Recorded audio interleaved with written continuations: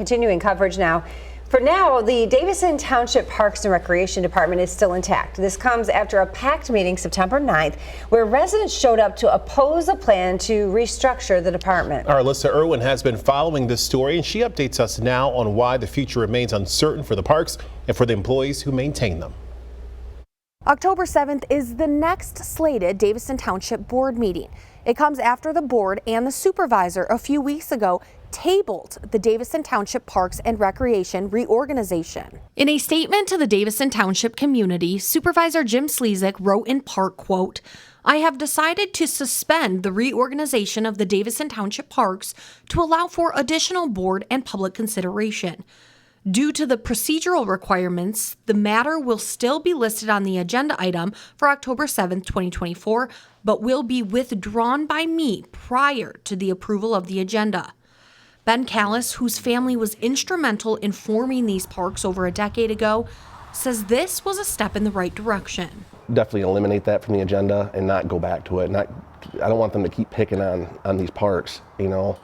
The community enjoys these parks. Callis said at the last meeting it was standing room only as the community demonstrated their support. There was hundreds of people there in favor of it, and public comment lasted 2.5 hours, and that just showed you everything that you needed to know about what this community feels about Lake Callis, the dog park, and all the other parks that the township runs. In a statement provided to ABC 12 from the parks director, it says in part, quote, "That sense of unity and encouragement can make a huge difference during uncertain times. The parks team has truly been uplifted, knowing the community has their back. Unfortunately, I don't believe we are done fighting, so it's important to stay vigilant about the park system future."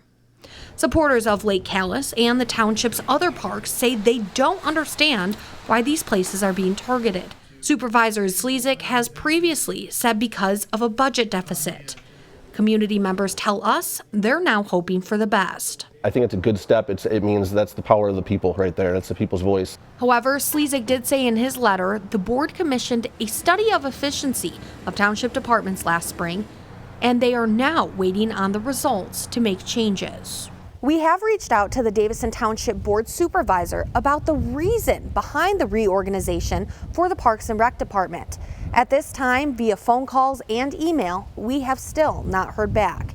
Here in Davison Township, I'm Alyssa Irwin with ABC 12 News.